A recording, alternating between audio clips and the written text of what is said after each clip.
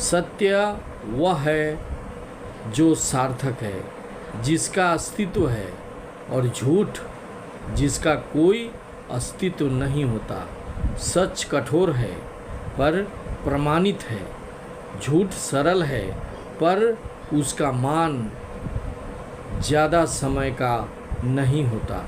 एक झूठ छुपाने के लिए 1000 झूठ बोलने पड़ते हैं, पर सत्य हमेशा अकेला ही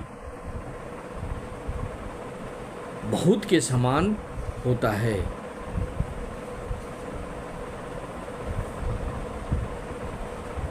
सत्य से बड़ा क्या है?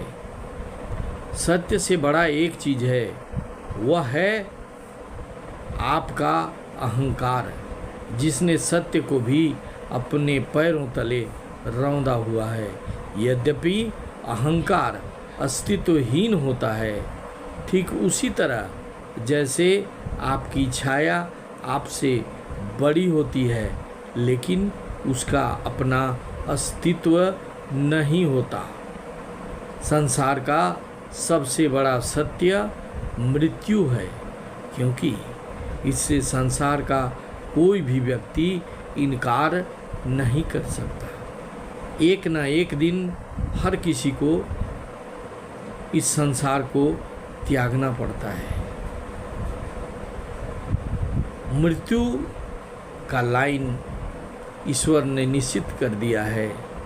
जिस दिन मानव जन्म लेता है या कोई भी जीव जन्म लेता है, वह मृत्यु के पास निकट होता चला जाता है। इस संसार से उसका संबंध धीरे धीरे घटने लगता है। परम सत्य केवल परमात्मा है। परम सत्य केवल परमात्मा है। वासुदेवम सर्वम इति गीता का श्लोक है, जिसका अर्थ है सब कुछ वासुदेव अर्थात कृष्ण ही है, यानी परमात्मा के सिवा कुछ भी और नहीं है। सत्य को किसी समर्थन या व्याख्या की जरूरत नहीं होती, यही उसकी पहचान है। झूठ की कोई इंतहा ही नहीं, यानी सत्य घटाया या बढ़ाया नहीं जा सकता, लेकिन झूठ के न सिर होते हैं न पैर। वो उसको जितना फैलाया जा सके वो फैलाया जा सकता है। अनुरूपता सत्य का चिन्ह है, परंतु यह अनुरूपता विचार और बाह्य पदार्थ के दरमियान नहीं, अनुभव के विविध भागों के दरमियान होती है।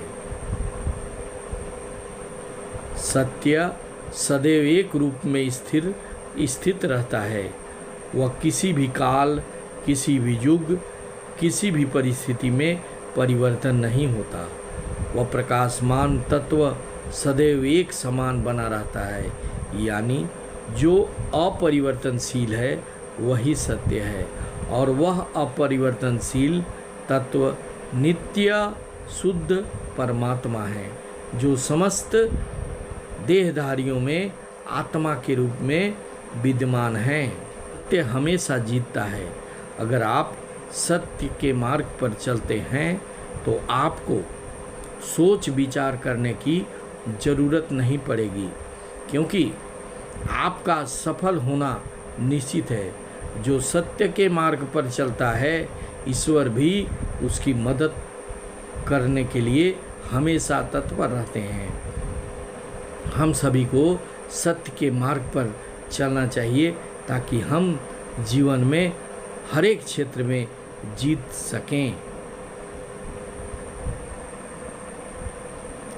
सत्य को अगर हम साधन के रूप में लेते हैं तो यह मनुष्य के प्राकृतिक अधिकारों जैसे स्वतंत्रता, समानता आदि को प्राप्त करने का एक माध्यम है, क्योंकि वही व्यक्ति अपने हित में स्वतंत्र रूप में विवेकशील निर्णय ले सकता है, जिसे वास्तविकता का पूर्ण और सही ज्ञान हो, तभी वह व्यक्ति वास्तव में स्वतंत्र माना जाएगा।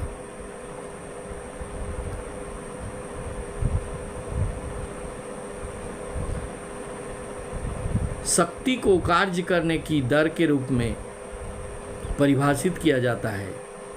इसे इकाई समय में हस्तांतरित या परिवर्तित ऊर्जा की मात्रा के रूप में भी परिभाषित किया जा सकता है। जीवन की सच्चाई यह है कि हमारा भविष्य अनिश्चित है और